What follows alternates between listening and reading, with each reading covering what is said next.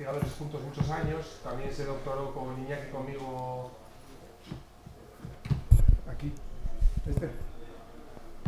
También se doctoró con Iñaki conmigo en la misma época, un poco más tarde, pero más que nada porque era más joven.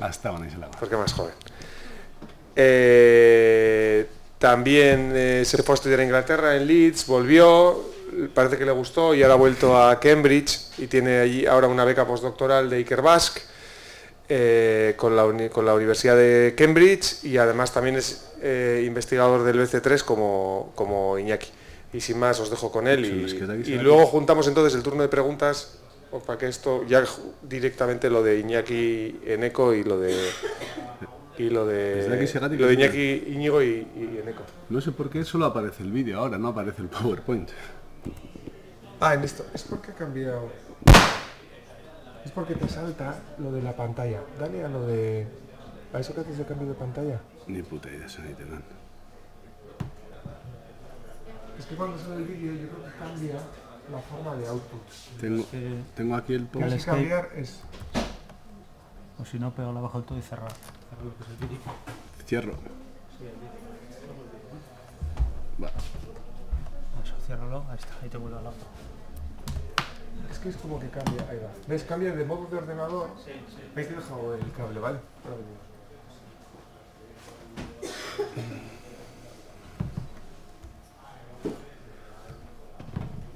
Bueno, Gunón, las que recasco de Torcharren, lo que voy a presentar aquí es cómo se pueden entrelazar el concepto del metabolismo social y la deuda ecológica para analizar las relaciones norte-sur, no solo desde el punto de vista ecológico, sino también económico y social.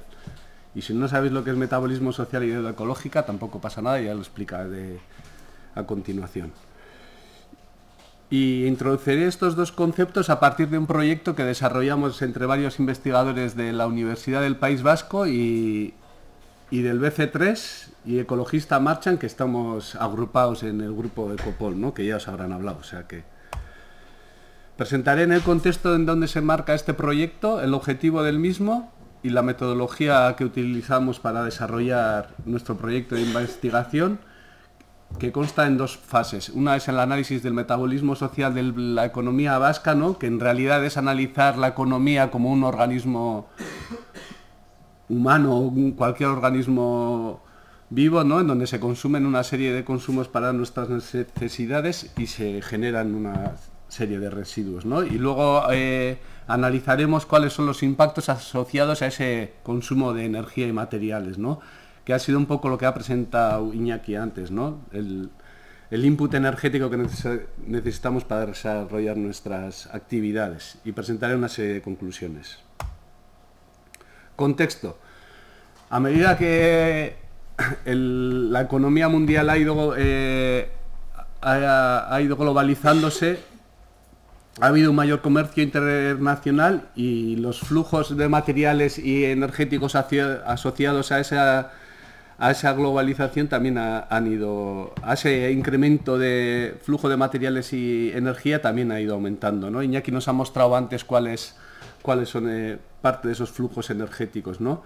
Pues hoy en día ya se habla de que el 26% de las emisiones de CO2 del mundo están asociadas a ese comercio internacional, más del 30% de las especies amenazadas también estarían asociadas a ese comercio internacional, y lo mismo pasa con los recursos hídricos, ¿no? Pero además de un impacto sobre el medio ambiente, este comercio internacional también tiene asociado una transferencia de bienestar, ¿no? De lo que se llama sur global hacia los países enriquecidos, y también lleva asociado un incremento de los conflictos socioecológicos, ¿no?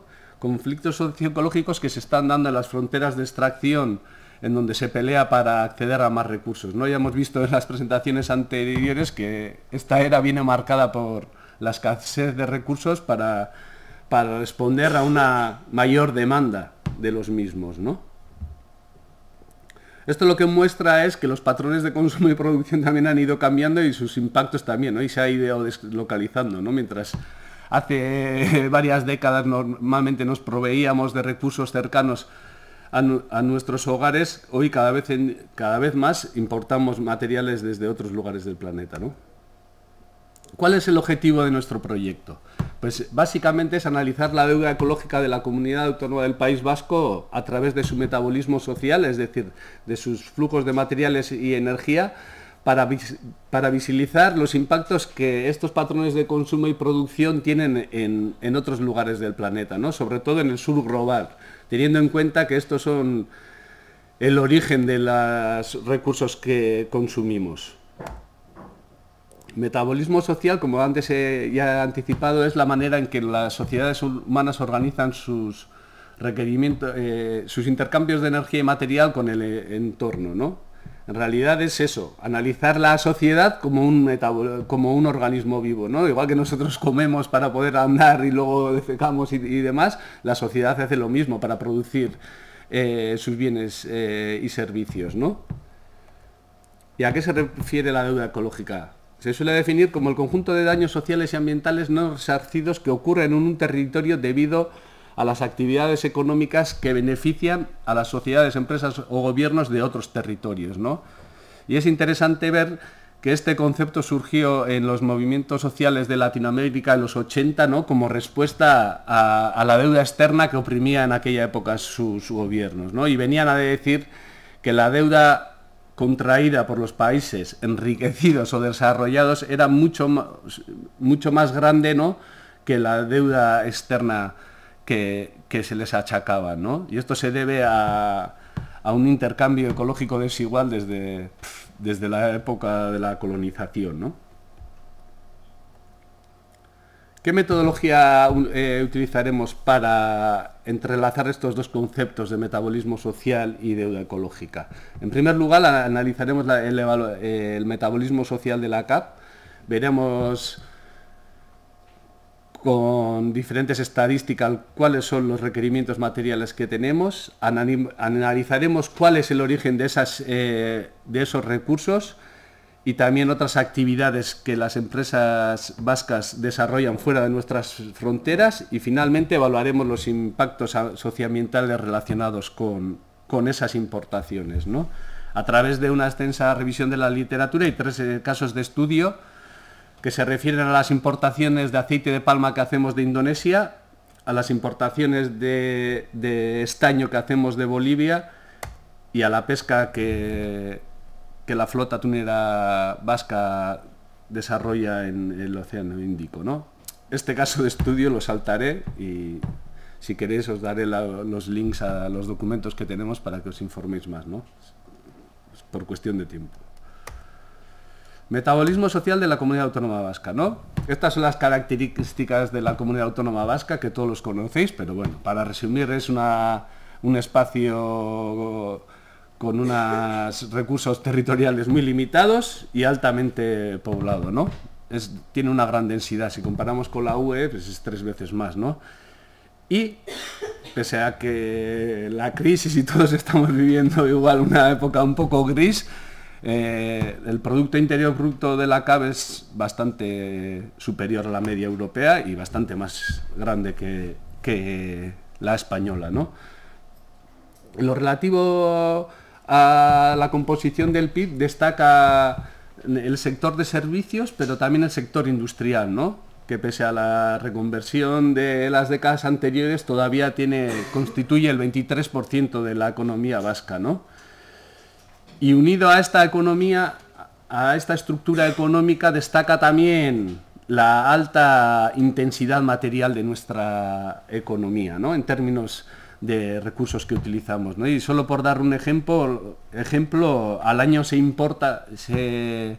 produce en Euskal Herria, o mejor dicho en la CAP, más de 6 millones de toneladas de acero, ¿no?, lo cual equivale al 40% del Estado español.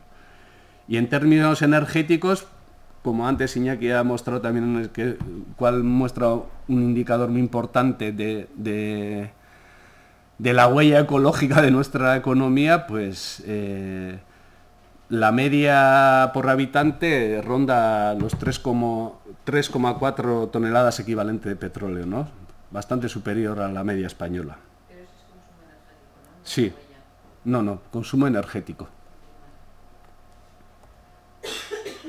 Metabolismo social.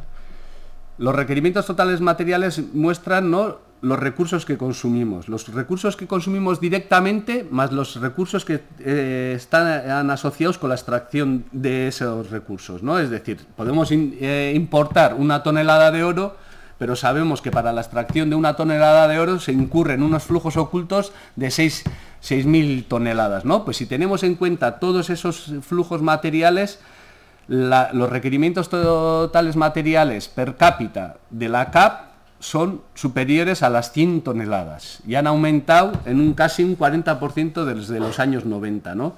Esto es equivalente a los requerimientos totales de Finlandia, pero es casi el doble que los requerimientos totales del Estado español y casi 3 veces más los requerimientos totales del Reino Unido, ¿no? Como vemos en la gráfica inferior, es que no tengo el puntero, ¿no?, se muestra, ¿no?, la composición de esos requerimientos materiales, ¿no? Y vemos que más del 50% corresponde al uso, a la producción de metales, ¿no? Seguido por los combustibles fósiles y minerales no metálicos, ¿no? Y esto está muy unido a la estructura económica del País Vasco, ¿no?, que es alta, de una gran intensidad material. Bien, ¿de dónde vienen estos recursos? Como hemos visto y como todos sabemos, Euskal Herria tiene un territorio muy limitado y los recursos que tenemos, pese a que nos guste mucho nuestro país, son muy limitados, ¿no? Pues observamos que más del 80% de los recursos que consumimos vienen del exterior de nuestras fronteras, ¿no? Un 35% viene del Estado español y el resto viene de otras partes del mundo, ¿no? Es importante remarcar, ¿no?, que cuando uno observa las estadísticas de importaciones y exportaciones, estos datos no suelen aparecer. Nosotros solo, las estadísticas convencionales, solo aparecen el flujo directo de los recursos que importamos, ¿no? Y recordar el ejemplo que os he puesto, ¿no?, que para la extracción de 1 tonelada de oro hace falta remover 6.000 toneladas, ¿no? Pues si tenemos en cuenta todos esos flujos ocultos, vemos que esos equivalen a un 60% de los materiales que consumimos.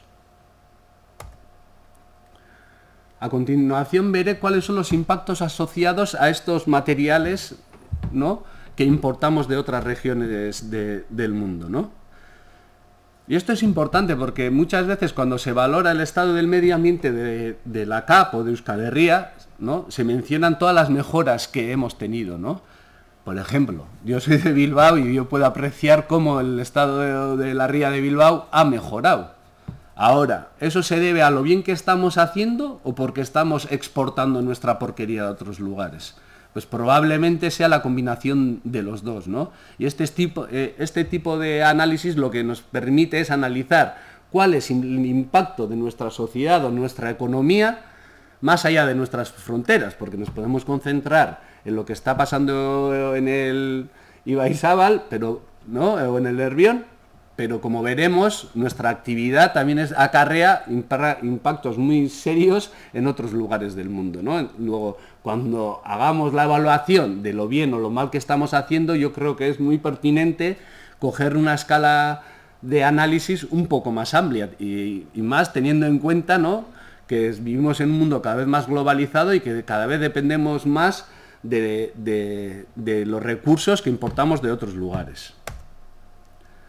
Como somos pocos y así, si tenéis dudas y así, preguntar tranquilamente, ¿eh? No, tampoco tenéis que esperar hasta el final, ¿eh? El petróleo y el gas, como he presentado antes, constituyen una parte importante de esa tarta, ¿no?, de los recursos totales materiales que requerimos, ¿no? Más concretamente el 17%. Pues bien, y unido con las charlas previas, ¿no?, las importaciones en Euskal Herria de energía suponen más del 90% de la energía que consumimos. Y esto se debe a que la participación a que no tenemos básicamente recursos energéticos, se extraía gas y ya se acabó. Ahora un iluminado va a empezar otra vez a buscar gas en las aguas de aquí, ya veremos lo que pasa, ¿no? Pero hoy en día importamos el 90% de la energía que consumimos. Y básicamente esa energía viene en forma de petróleo crudo y de gas, ¿no?, Y en los dos casos vemos que ha aumentado sustancialmente el consumo de los mismos, ¿no? El petróleo crudo ha aumentado en un 40% y en la gráfica inferior veis las importaciones de gas, ¿no? Los cuales han aumentado exponencialmente desde el 2000, ¿no? Que es cuando se empezaron a construir las centrales de ciclo combinado tan conocidas, ¿no? Y este petróleo y gas, ¿de dónde viene? Pues de países como Nigeria, ¿no? Donde en los últimos años se han derramado más de 13 millones de barriles de petróleo, ¿no? Lo que equivale a un 30% del Prestige. Nigeria es uno de los orígenes más importantes de la energía que importamos, ¿no? Y Nigeria, pese a tener estos recursos energéticos tan importantes, su población carece de agua potable y la esperanza de vida es inferior a los 40 años, ¿no? Es también de destacar que Nigeria es uno de los mayores proveedores de petróleo de Estados Unidos. Metales. En Euskal Herria ha habido una tradición minera, pero creo que a partir de los 80, que se cerró la última mina en Ezkerraldea, ya el 100% de los metales que consumimos son importados y constituyen casi la mitad de los requerimientos totales materiales, ¿no? de nuestra economía. Esto está asociado con unos flujos ocultos muy elevados, ¿no? Igual que he dado datos del oro, lo mismo pasa con el estaño, con el níquel y con otros metales. Aquí solo daré unos ejemplos, pero más del 30% de las importaciones de níquel del Estado español vienen a Euskal Herria y tienen su origen principalmente en Rusia, ¿no? En ciudades como Norilsk, que es la ciudad que tiene el mayor depósito de níquel del mundo, y además de tener el mayor depósito de níquel del mundo, también, ¿no? tiene el desafortunado premio de estar entre las 10 ciudades más contaminadas del mundo, ¿no? En él se emite más de 80 millones de toneladas de residuos tóxicos a la atmósfera. No hay un solo árbol en 50 kilómetros a la redonda debido a la lluvia ácida que se genera por la extracción del níquel, y se han documentado graves afecciones para la salud, ¿no? Especialmente entre las mujeres y las mujeres embarazadas, ¿no? Pues Rusia es uno de los principales proveedores de níquel de la economía vasca.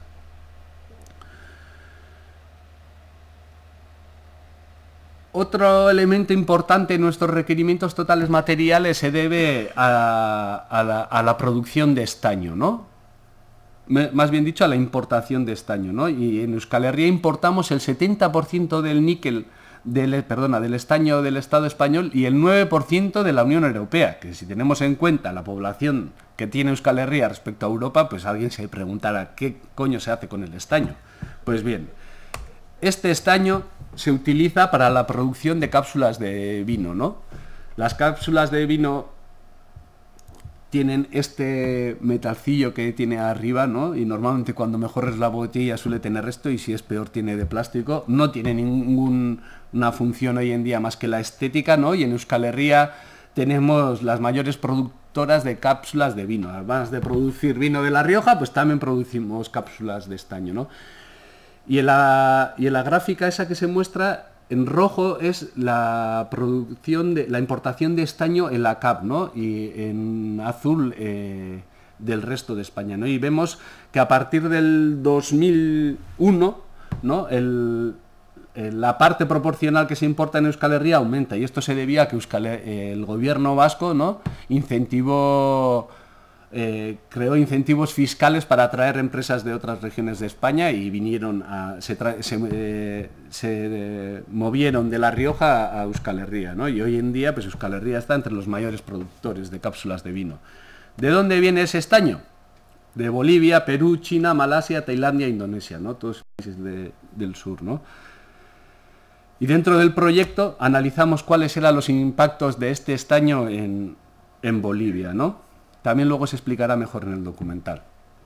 Y analizamos los impactos de la extracción de estaño en la mina Guanuni, ¿no? El cual es la mayor mina de Bolivia. Está en operativo desde el siglo XIX, también fue fundado por descendientes vascos, o sea que nuestra huella ecológica se remonta varios años atrás, ¿no? Y en él se han dado numerosos conflictos sociales por las precarias condiciones laborales. No existe un dique de cola en donde se recojan todos los residuos que se genera, y eso está generando pues contaminaciones de agua, riesgos para la salud, impactos sobre la agricultura y la biodiversidad, ¿no? Y la situación es tan grave que en el año 2009 el gobierno boliviano lo declaró en estado de emergencia, ¿no? Dique de cola es, digamos, como una pequeña presa en donde se recogen todas las aguas contaminadas que se generan en la extracción del estaño. Claro, esto en Europa sería impensable. Tú no lo puedes hacer porque cualquier normativa te lo cerraría. ¿Qué hacemos? Pues importamos el estaño de lugares donde la regulación es mucho más débil, ¿no? O sea que quizás el Nervión no esté solo limpio por lo bien que hemos hecho, sino porque también nos aprovechamos de la regulación más débil de otros lugares, ¿no? No quiere decir que no se hayan hecho cosas interesantes aquí para mejorarlo, ¿eh? Pero desde luego es que si hiciéramos todas estas actividades dentro de nuestro territorio, nuestro medio ambiente también sería bastante diferente. También analizamos las importaciones de aceite de palma, ¿no? El aceite de palma se extrae de la palma africana, ¿no? La Guineensis, que tiene su origen en Guinea y se encuentra en todo tipo de alimentos, piensos, ¿no? Cuando compramos, yo que sé, margarina o chocolate y normalmente pone aceite vegetal, ese aceite vegetal normalmente es palma africana, ¿no? Y más recientemente se ha impulsado el uso de aceite de palma para los agrocombustibles, ¿no? Como sabéis, la Unión Europea tiene objetivos para aumentar la proporción de energías renovables, y dentro de uno de esos objetivos está la de producir el 10% de la energía que se utiliza en el transporte a partir de fuente de agrocombustibles, ¿no? Esto viene también por la preocupación, ¿no?, que se deriva de los estudios, como ha explicado Íñigo, ¿no?, que los combustibles fósiles se están acabando. Y en Euskal Herria, como tampoco somos menos, pues se estableció un 12% de agrocombustibles para el 2015. ¿De dónde viene ese agrocombustible? Pues nosotros hemos hecho estimaciones, ¿no? Y para cumplir lo que se establece el gobierno vasco, vemos que haría falta 5 veces la tierra de regadío de la CAP, o el 50% de la producción de remolacha de España. Esto solo para cumplir los objetivos de Euskal Herria. Luego, ¿de dónde viene este recurso? Pues en Euskal Herria viene del sudeste asiático, ¿no? La barra roja corresponde a Indonesia y la barra verde a Malasia, ¿no? Y vemos que a partir del 2005 las importaciones de aceite de palma aumentan exponencialmente, ¿no? Hasta que en el 2010 el 96% de ese aceite de palma tenía su origen en Indonesia. Y fuimos a Indonesia a ver qué pasaba. Bueno, tuve la suerte de poder ir a Indonesia a ver lo que pasaba. Pues en Indonesia en los últimos años se ha aumentado la producción del aceite de palma en más del 75%. Estos son datos de hasta el 2011. Pero los planes son de casi duplicar esa producción de aceite de palma para el 2010, ¿no? Y aunque principalmente se concentraba la producción de aceite de palma en Borneo y en Sumatra, se está expandiendo por todos los lugares, ¿no? En lugares tan remotos como hay en la derecha, veréis, en Papúa y en Sulawesi también, ¿no? O sea que es como una mancha que se está derramando por toda Indonesia, ¿no? El cual es uno de los países más biodiversos del mundo, ¿no? Y asociados con esta producción de aceite de palma tenemos la deforestación, ¿no? El 50% de la expansión del aceite de palma se da en bosques tropicales, que contienen la mayor biodiversidad del planeta, ¿no?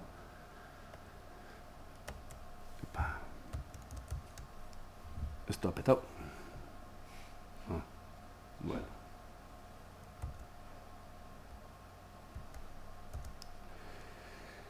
Paradójicamente, el aceite de palma se está promoviendo en Europa y en Estados Unidos para combatir con el cambio climático, pero para la plantación de aceite de palma se están destruyendo, ¿no?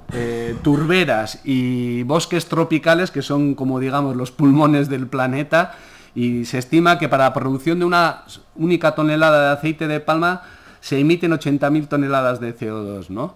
Indonesia en algunos años ha estado solo detrás de China y Estados Unidos como mayor emisor de gases de efecto invernadero, ¿no? Y si cualquiera va a Indonesia, ahí no todo el mundo tiene coche o está todo lleno de fábricas, ¿no? Sino la principal fuente de las emisiones se debe a esta destrucción de los ecosistemas, ¿no?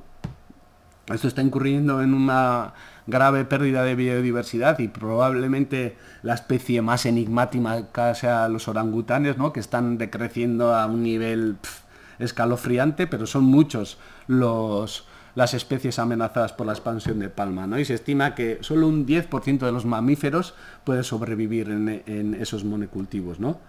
Pero además esta expansión de palma también está teniendo graves afecciones para las comunidades locales, ¿no?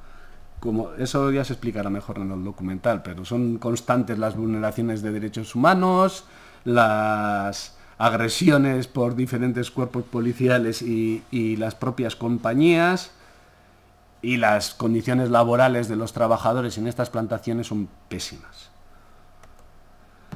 Esto es los datos que hay una organización que se dedica a monitorizar los impactos del aceite de palma en Indonesia, Sawit Watch, y ellos lo que han observado es, ¿no?, que a medida que avanza la palma, en paralelo van aumentando los conflictos sociales, ¿no? Conflictos sociales que tienen que ver con gente tiroteada o asesinada por las empresas productoras, criminalización de las comunidades indígenas. Y también hemos observado que hay una gran respuesta, ¿no?, por parte de estas comunidades indígenas, y no solo indígenas, también de movimientos sociales y campesinos, ¿no? Hasta ahora lo que he mostrado son los impactos que incurren las importaciones de recursos que hacemos, ¿no? Pero también desarrollamos otras actividades fuera de nuestras fronteras que también tienen una gran repercusión en el sur, ¿no? Y analizamos, por ejemplo, la inversión extranjera directa, ¿no?, que es la inversión que se hace en el extranjero. El 85% de esta inversión extranjera directa en la comunidad autónoma vasco corresponde al sector energético y financiero, ¿no? Y está liderado, ¿no?, por las grandes, de alguna, no sé, iba a decir empresas vascas, no hablaría de las empresas vascas, sino transnacionales vascas, ¿no?, con sede fiscal en Euskal Herria, ¿no? Son el BBVA y Iberdrola. Como es, el diputado general de Vizcaya, ¿no?, hace unos años, ¿no?, alardeaba, ¿no?, de que estas dos empresas eran los mayores contribuyentes a las arcas de Vizcaya en este caso, ¿no? Pues como veremos, pues todo tampoco es tan bonito. El BBVA, por ejemplo, y el Iberdrola, sobre todo el BBVA, están involucrados en agronegocios, industria del papel, industria petrolera, la minería, hidroeléctricas, aparte de la energía nuclear y otras actividades de dudosa reputación. Por ejemplo, el BBVA ha financiado la mina de Los Pelambres en Chile, que es una de las mayores minas de cobre. Y en este enclave se han documentado graves afecciones para la comunidad local y los recursos hídricos por la contaminación de las aguas, ¿no? Asimismo, ha financiado la construcción de la presa Barra Grande en Brasil, donde se han destruido miles de hectáreas de bosque nativo, afectando a las comunidades que vivían allí.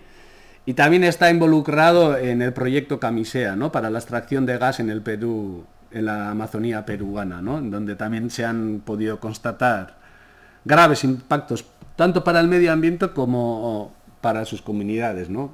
Pues no sé, yo creo que una imagen dice más que 1000 palabras, ¿no?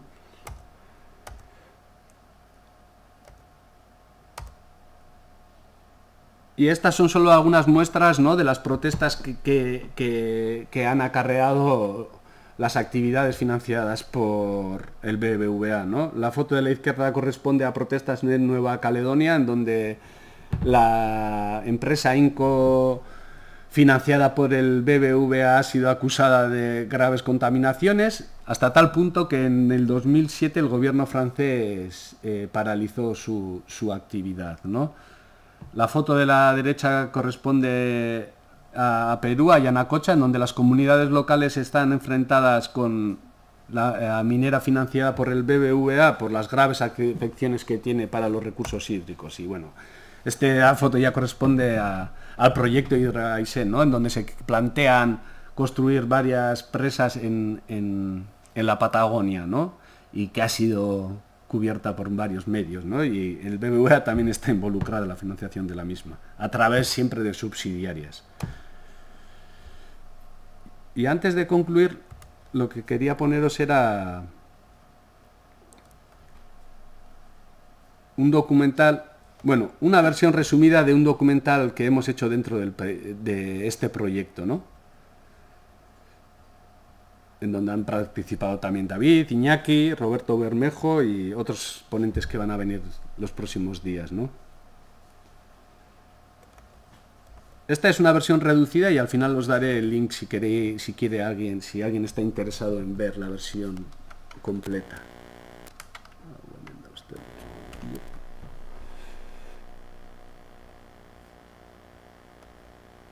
Ahora se tomando.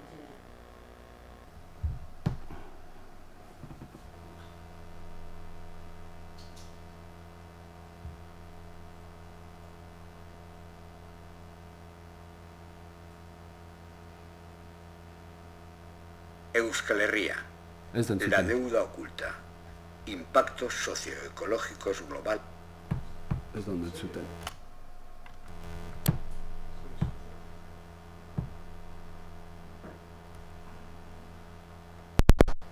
Uste dut orain joten zungo dara. Es de la economía vasca.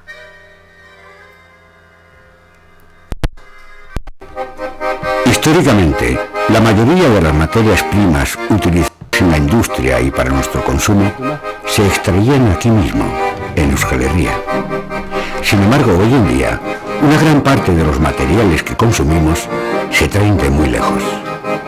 Muchos de los productos que consumimos y producimos en Euskal Herria provienen de países del sur o países empobrecidos, donde contaminar o contratar a trabajadores en precarias condiciones es más fácil y barato. Los países del norte, industrializados o enriquecidos, nos beneficiamos de lo barato que sale pescar atunes en Somalia, extraer minerales en Bolivia o cultivar agrocombustibles en Indonesia, porque, entre otras cosas, no se paga por lo contaminado. Así, tanto los consumidores como las empresas vascas que trabajan allí, como nuestros gobiernos, se benefician de esta desigualdad. Todos estos impactos ambientales y sociales que ocurren en los países del sur debido a nuestra actividad económica y consumo suponen una deuda. Esa deuda es la deuda ecológica. Veamos la otra cara de nuestra prosperidad. Veamos la imagen que nos devuelve el espejo de las relaciones internacionales. Veamos de dónde vienen y cómo se producen los minerales, el pescado y el agrocombustible que consumimos.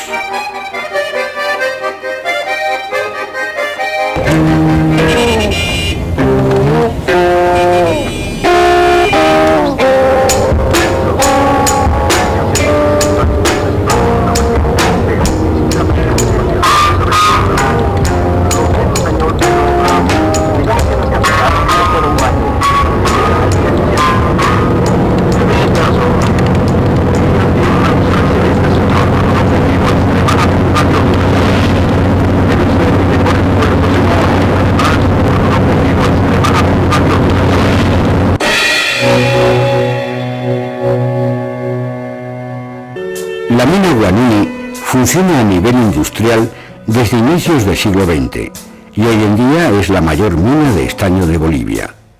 Bolivia es uno de los principales países extractores de estaño del mundo. La cuenca de Guanuni fue declarada por el gobierno zona de emergencia ambiental por su contaminación minera.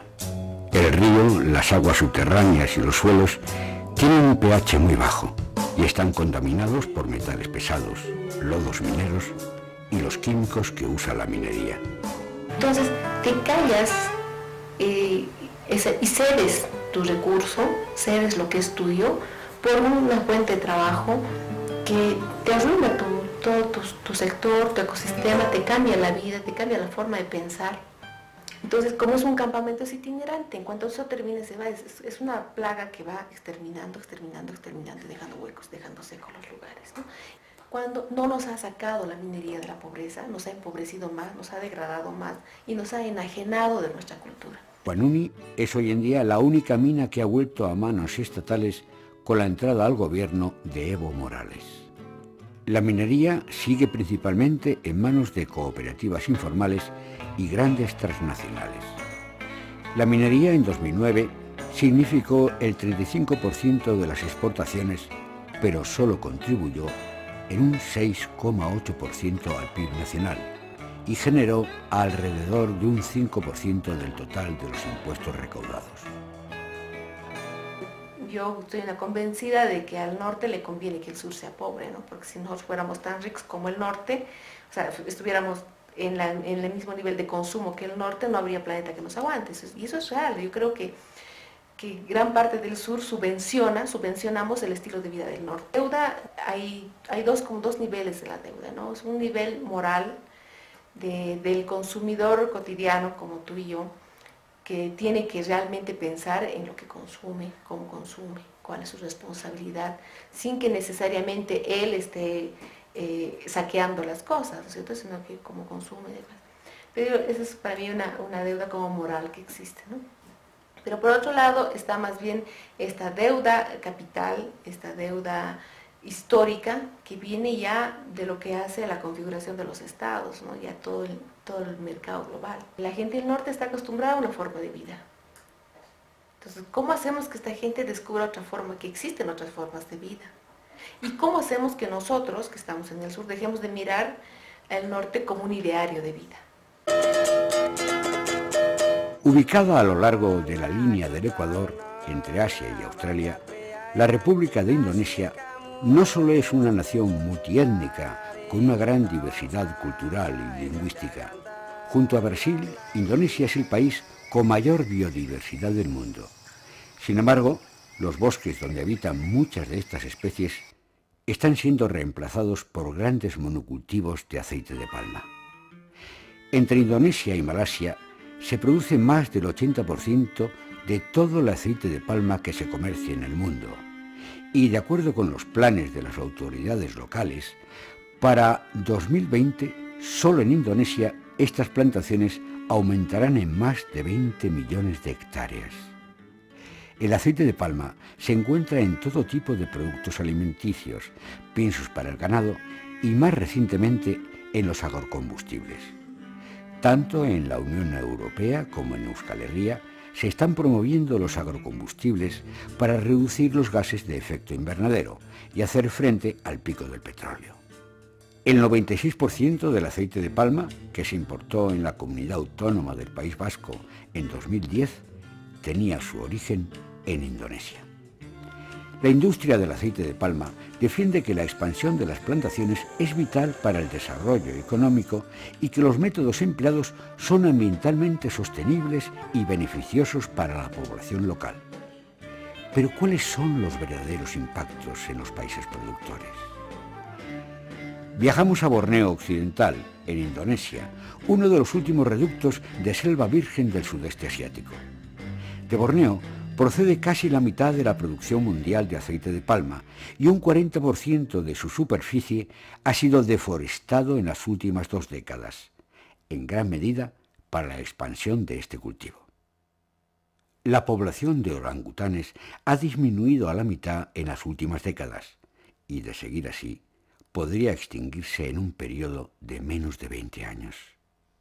Los orangutanes se han visto amenazados, sobre todo en los últimos años, por muchos motivos. La deforestación, la caza furtiva, pero sobre todo la mayor amenaza a la que están ahora expuestos esta especie es es el aceite de palma. La conversión de los bosques, que son su hábitat, en plantaciones de palma aceitera. Pues todos los orangutanes que tenemos aquí, bien directa o indirectamente, vienen de la palma. Es decir, según el bosque se está deforestando para dar paso a las plantaciones de palma, pues los orangutanes se han quedado sin su hábitat. Aquí en este centro tenemos más de 40 orangutanes que los hemos recibido en un periodo de un año prácticamente.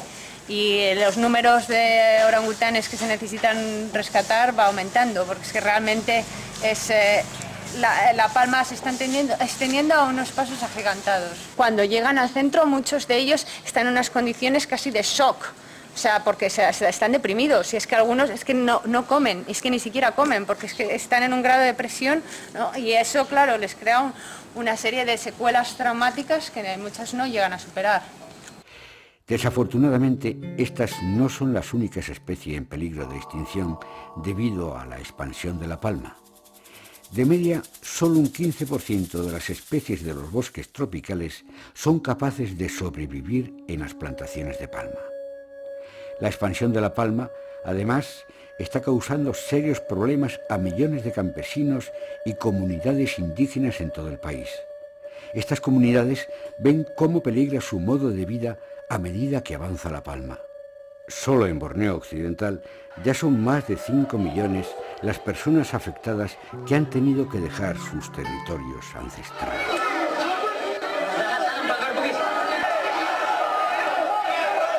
And their rights are recognized in the constitution of Indonesia, but in practice they're not respected by the state, and in practice they're not respected by companies wanting to develop areas. And that lack of respect is expedient in the sense that if you get a permit from the government to develop an area, you can just go in there and bring along the police and take over an area, or if the community resists, then you might choose to try and bribe some of their officials at the village level. The impacts of palm oil to the indigenous peoples is really tremendous. It influences every aspect of their lives, economically, socially, culturally, spiritually.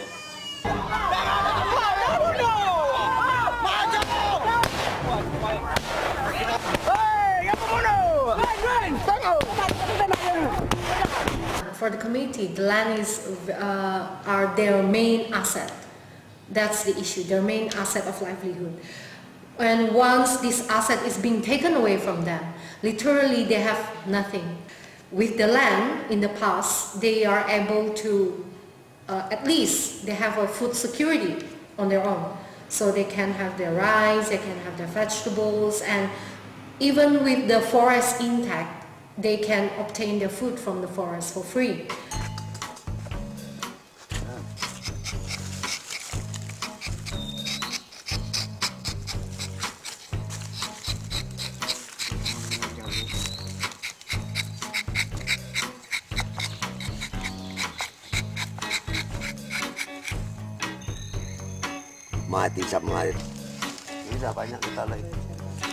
Sees that there's a shift of economic livelihood of the community from independent economy, like from they themselves who are able to generate the livelihood, like the source of food that they need, becoming a dependent economy to this big, large capitalist industrial economy, becoming much more vulnerable because of the commodity, oil palm, are very much dependent on the global market system as well. And it actually affects directly to the economy of the local communities here. The impact of the plantation can be seen, like we said, that it doesn't increase the welfare of the farmers, but it creates a lot of conflict, land conflicts, and also the exploitation of natural resources. So when you export this CPO to Europe, at the same time you destroy the life of the people in the country where you grow it. More than 80% from the laborers is as daily laborers. No insurance, no housing, and then the companies can fire the laborers every time they want, yeah. So I think there's no right for the laborers. Many laborers is a woman. They have more than 70% oil palm plantation laborers is a woman. So I think if we want to make relation between oil palm plantation and gender issue, I think there is a violence with the woman in the oil palm plant sector.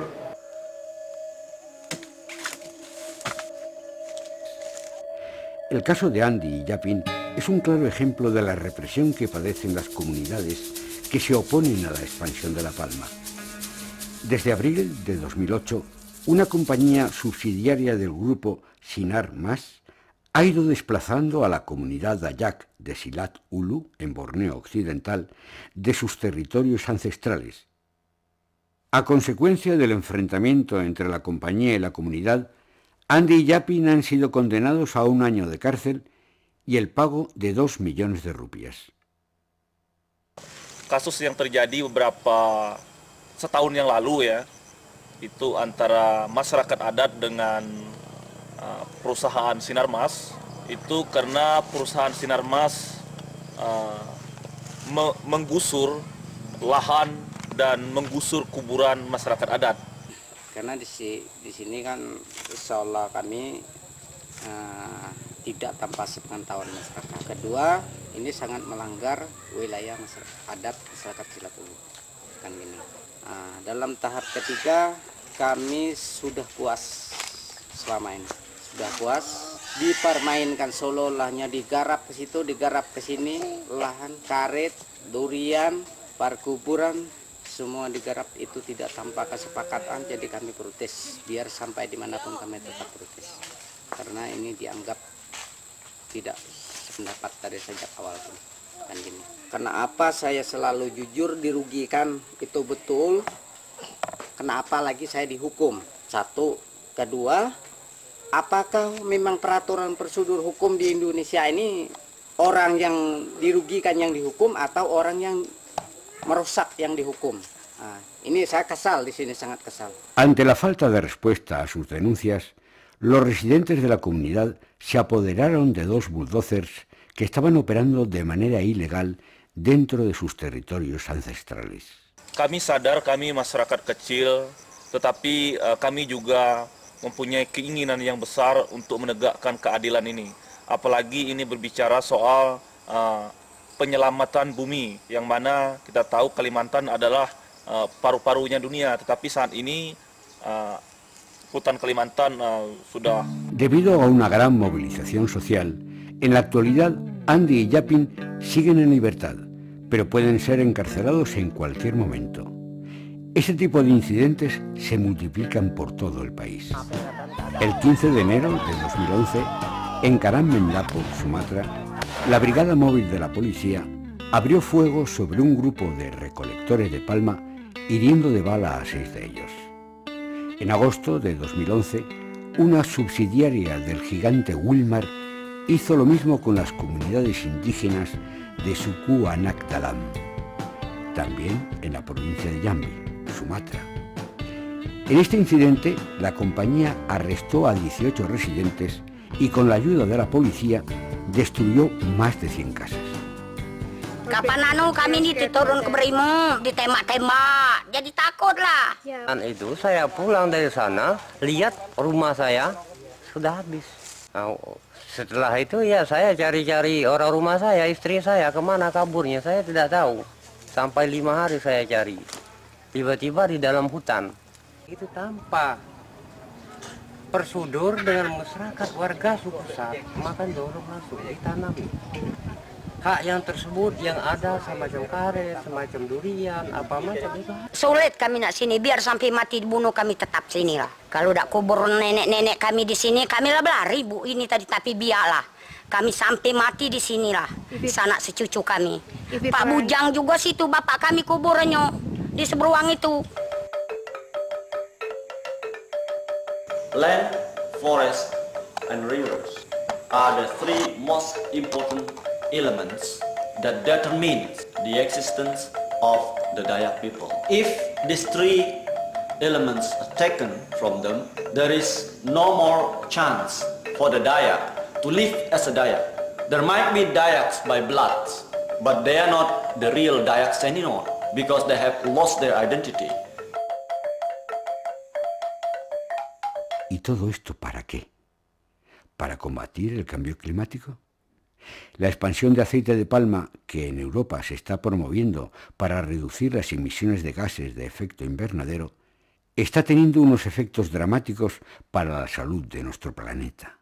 In 2006, a study was released showing that Indonesia was a major emitter of greenhouse gases, carbon dioxide, going into the atmosphere because of deforestation.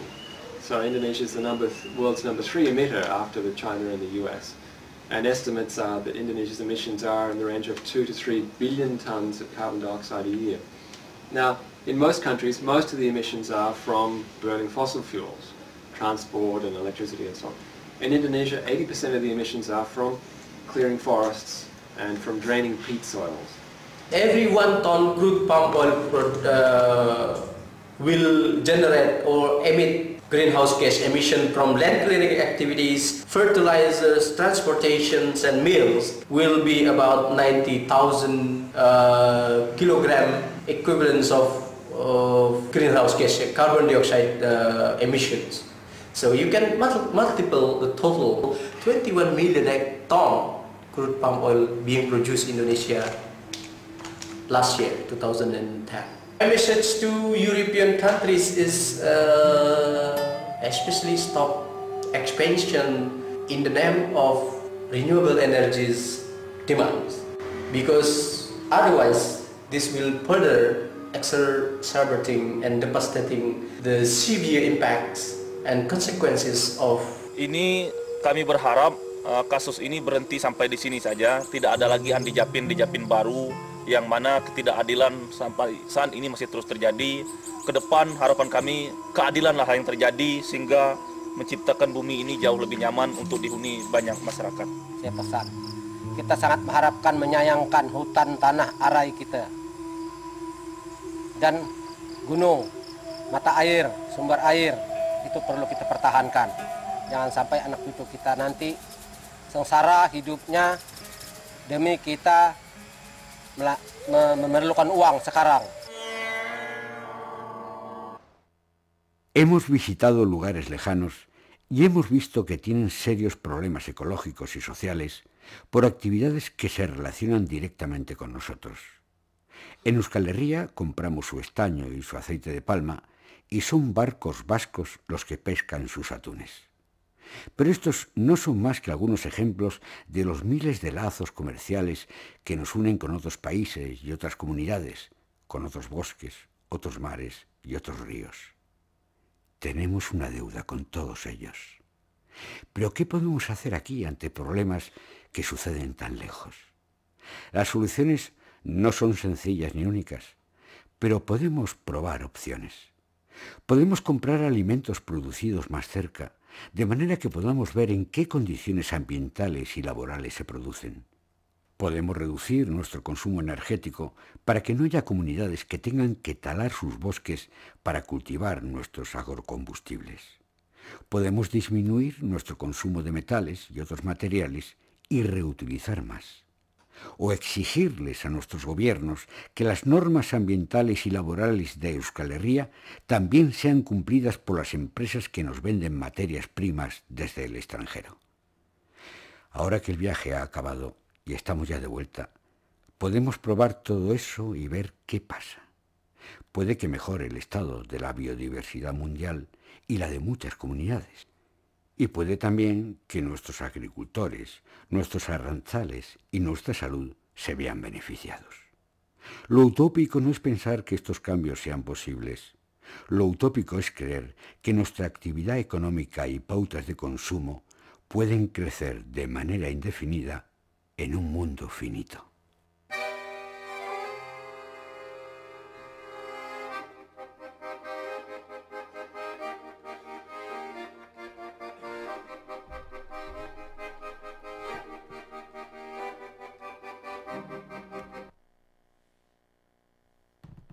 izan da dana. Igual ez dakit badaukazue, si tenéis alguna pregunta o comentario, no solo respecto a la última presentación, sino de todo lo anterior también, pues... ¿Vosotros de dónde venís? Ya que somos pocos, ¿no? ¿Estáis en EGOA o sois gente que está en la facultad y ha venido por interés propio? Que no es de palo, ¿eh? EGOA, por lo que me ha dicho David, había poca gente, ¿no? Dos creo que había. Y luego la mayor parte sois estudiantes de grado, creo. Sí. ¿De aquí de Sarrico? Sí. Ajá. Yo soy ingeniero. A romper el hielo, te comento yo un par de cosas. Uno, que si me podías dar el vídeo, cómo buscarlo aunque sea entero. El link o poniendo el... Es que como andamos justo desde tiempo se me ha olvidado poner la última transparencia de conclusiones y de link.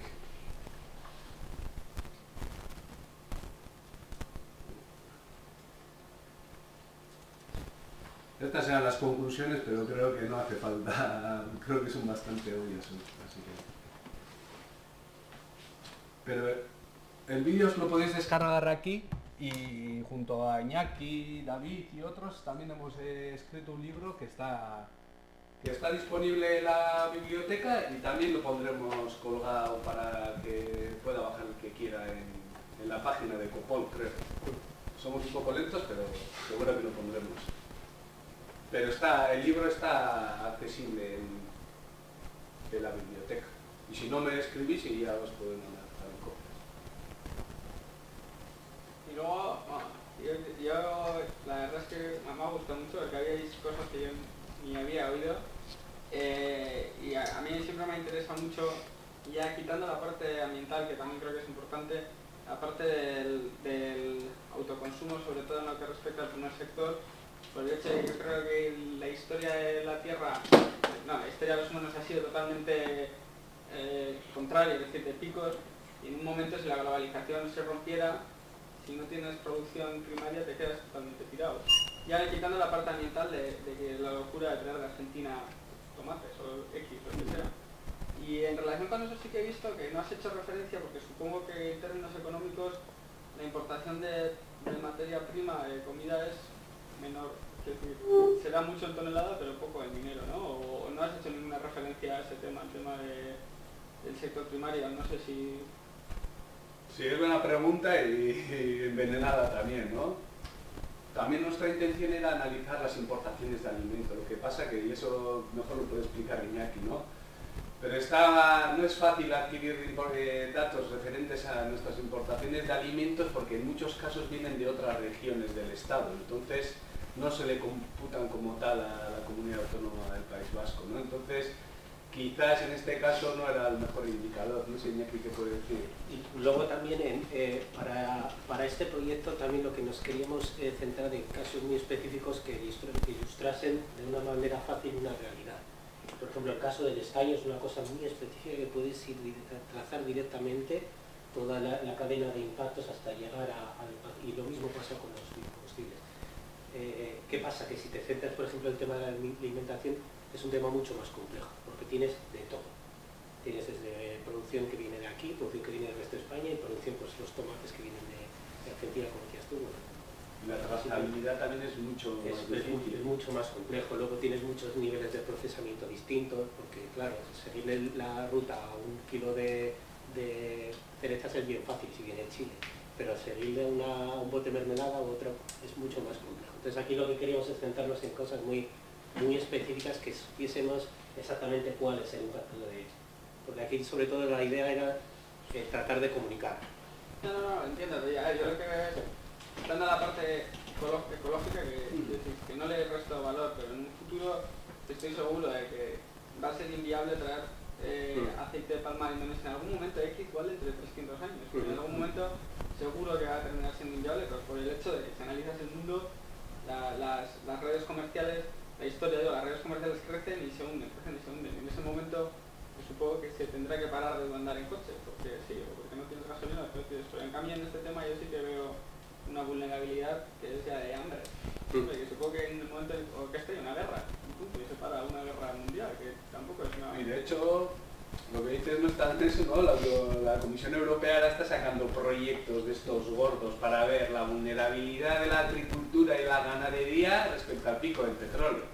No sé si se creen o no se creen todavía, pero ya se están anticipando, ¿no? O sea que... sí. Al hilo de este tema que comentabas tú de la alimentación y demás, voy a aprovechar para hacer un minuto de publicidad. El día 4 de diciembre el BC3 va a organizar en el Vizcaya Aretoa, aquí en la sala de el edificio de la universidad que está en la Valdebarra, va a organizar lo que se llama el Climabune. El Climabune es un evento que organiza el BC3 todos los años y la idea pues, es juntar a diferente gente que está trabajando en temas de cambio climático a diferentes niveles y tratar de compartir conocimientos. Y este año, y ahí es donde viene el link con lo que estás contando, este año lo que vamos a abordar es el tema de las oportunidades y retos del mundo rural del cambio climático. Entonces creo que si estáis interesados en ese tipo de cosas puede ser muy no sé, útil para... Sí, eso hay que escribirse y es gratis además. Sí, sí, ahí en la página web del BC3, si buscáis Climabune, ahí podéis ver cuáles son los contenidos y demás. Va a ir centrado en temas de soberanía alimentaria, temas de usos forestales, ecología.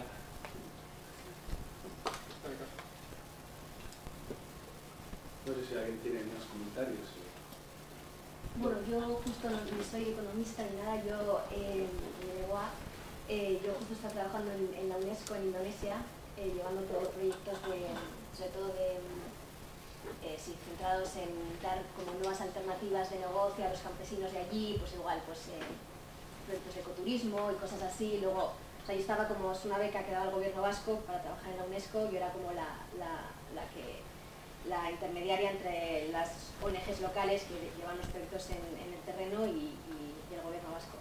Y sí, es súper, o sea, es así. Y luego además, el año pasado estuve estudiando un máster en Ámsterdam y hice la tesis con David Ayuef justo en aceite sostenible. Y era un poco para analizar si todas estas grandes corporaciones, Cargill, Wilmar, todas estas realmente estaban comprando aceite sostenible y si realmente lo estaban utilizando. Y bueno, hay una serie de corrupción y cosas metidas ahí que al final pues tampoco funciona. Y hay muchísimas críticas sobre eso. Entonces hay soluciones, pero todavía hay mucha crítica y muchos problemas. Es que ahí está, eso es muy interesante, ¿no? Porque una de las mayores dificultades que encontramos en este tipo de estudio es la trazabilidad, ¿no? Claro. Igual puede tener, ¿qué pasa? Por ejemplo, se producen no sé cuántos millones de toneladas de aceite de palma en Indonesia, Wilmar o Sinar Mas o el que sea, ¿no? Registran X hectáreas, digamos 10 hectáreas como aceite viniendo cumpliendo criterios de sostenibilidad social y ambiental, que está bien desde Tripi, porque a ver cómo una plantación monocultivo en un país tropical puede ser sostenible, pero bueno, aceptando que eso puede ser sostenible. Y registra 10 hectáreas, pero luego está produciendo 1 millón, entonces ¿qué? Esa empresa tiene el sello de producir aceite sostenible y luego todo eso va a un mismo cisterna y ahí se mezcla todo, o sea que está bien lo de los certificados y todo eso, pero también hay que mirarlo con lupa, ¿no? O sea que porque no están obligados a reportar lo que realmente producen, claro. Entonces ya desde ese punto no puedes comprobar si están realmente cumpliendo. Entonces es una falta de todo que es muy difícil.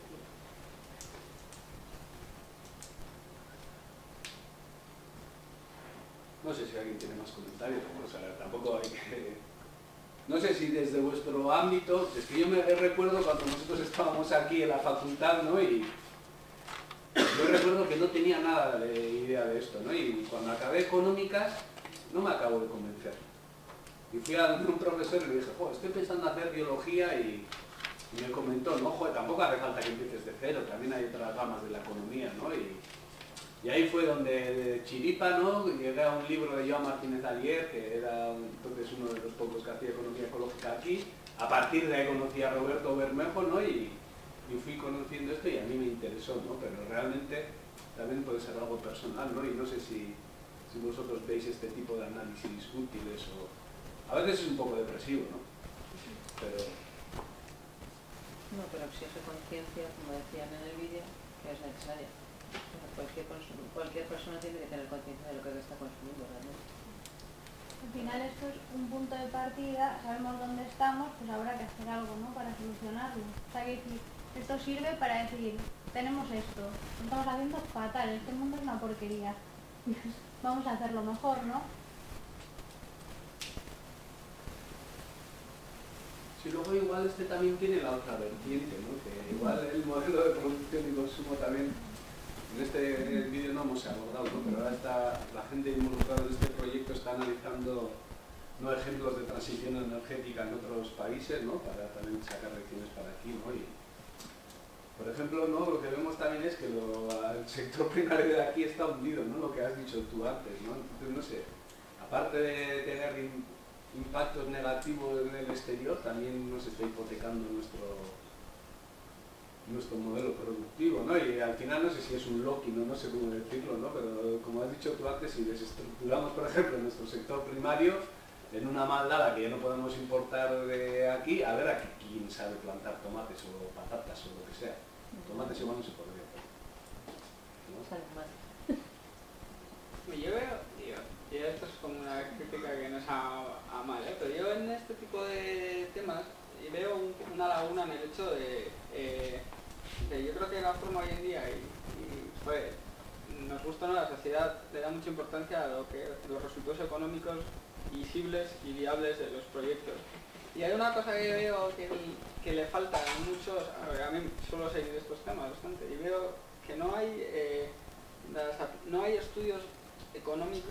Estoy seguro de que un país, cuanto más autárquico desde una visión positiva sea, va a tener mejores resultados económicos, incluso desde una visión del PIB.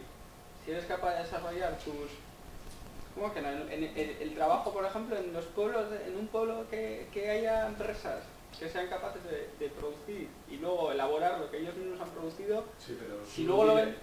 Tú tienes eso a toda la metalurgia que depende del mineral que se importa del exterior. No, bueno, claro, ese sí es un caso... Claro, Euskal Herria tampoco es que sea todo esto sector primario y todas las secretarias y así. Sí, toda la gente que viene a Guggenheim no es de los alrededores del pueblo. Para que venga la gente a Guggenheim o a ver a la Eurocup o no sé qué, para eso hace falta que venga el avión y que chupe petróleo, y aquí no se produce petróleo. O sea que en términos meramente económicos, egoístas, ¿no es real eso? Dependerá ¿no?, del modelo de cada economía en concreto, ¿no? Lo que yo creo es que este modelo no sé, ¿no? Iñaki ha mostrado cómo eran los consumos de energía y así, ¿no? El 15% de la población, ¿no?, o el 20% de los países desarrollados así, se come más de la mitad del pastel. Normalmente, uso de energía con PIB suele ir bastante correlado, ¿no? O sea que estamos diciendo que no sé, el 20% de la población más afluente del mundo se chupa el 40% de la energía o el 50%, pero también el tanto por ciento del PIB, ¿no? O sea que desde el punto de vista económico no sé... Ya sé por dónde vas, pero no sé si se cumple en todos los casos. Yo estoy de acuerdo contigo en que quizás aquí no nos hemos centrado tanto en la parte económica y quizás nos hemos centrado más en lo que se podría llamar los fundamentales. Es decir, si no tenemos recursos, si no tenemos energía, si no tenemos unas condiciones biofísicas adecuadas, no puede existir la economía. En el largo plazo no existe. Entonces vamos a saber exactamente cuál es en el marco en el que nos movemos, cuáles son los límites energéticos que tenemos, cuáles son las necesidades que hay que cubrir, y a partir de ahí ya empezaremos a hacer economía. Pero tomando como punto de partida estos límites. Y luego también las cuestiones, no solo los límites biofísicos, sino también las cuestiones de igualdad y de equidad, que no las puedes dejar al margen de un análisis económico. Entonces, partiendo como eso tiene que ser el punto de partida. Y a partir de ahí, sí, de acuerdo, reestructurar las sociedades y haremos análisis económicos y haremos otro tipo de análisis. Pero yo creo, ya, última cosa, ya hablamos, pero, por ejemplo, recuerdo que en el 2011 o 2009, así, incluso ya con la crisis Merkel, dijo, bueno, Alemania se va a empezar a especializar en tema, o va a meter mucha pasta en renovables, ya no, y lo dijo así de frío, ya no solo por el tema ecológico, sino porque queremos ser los mejores en esto y vender lo que hacemos. Creo que nosotros, y es que por eso digo, no estaba refiriéndome solo a lo de comprar, hacer el tomate y venderlo en tu pueblo, sino a que teniendo las empresas que hay aquí, que, joder, para lo bueno, tenemos un montón de empresas potentes en ingeniería y también de renovables, si desarrollas esa política de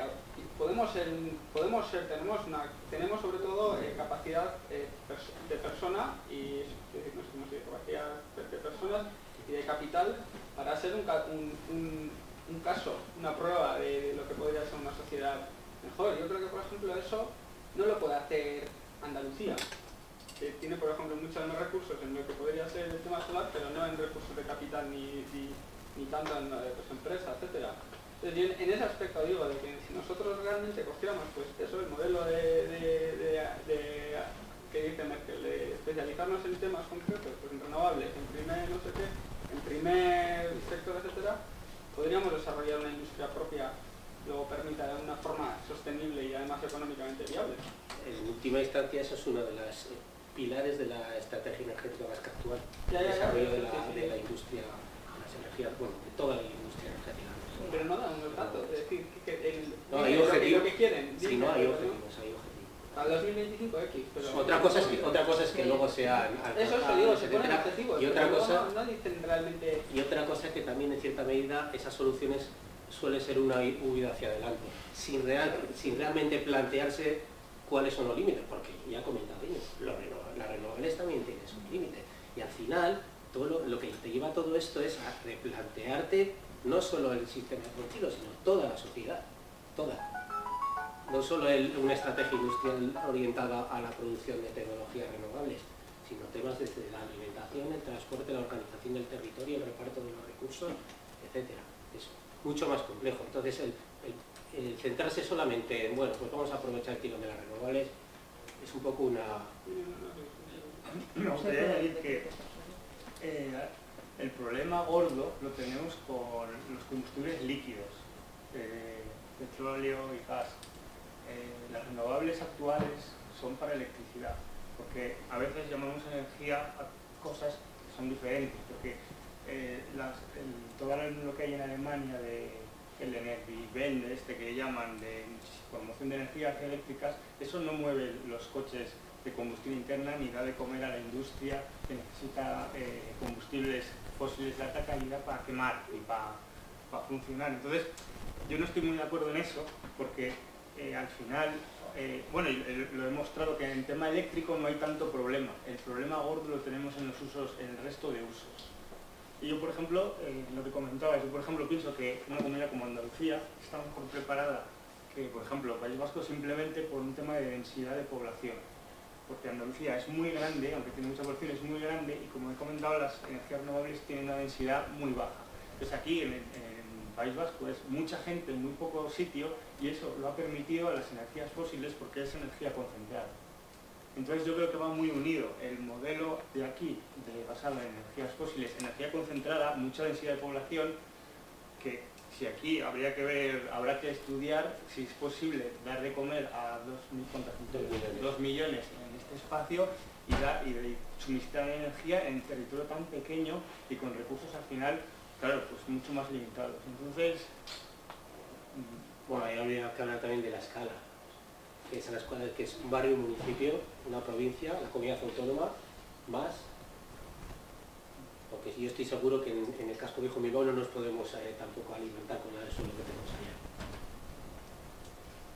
Al hilo de eso, me han faltado un poco los datos de País Vasco, en tema de energía, de huella, o sea, de consumo de energía primaria, de huella energética y de otro indicador, el HD y el de clima del gobierno. Pues ahora no los recuerdo, pero los tengo. Si quieres, ya, si me das tu email, ya te los mandaré. A ver si una cosa que estoy haciendo ahora. Pero andaremos por el estilo. Similar a los desarrollados. Bueno, esto igual es que recasco y si necesitáis cualquier cosa nos escribís y la medida que pongamos ya podamos ya lo tenemos. Hay una ficha por ahí de asistencia.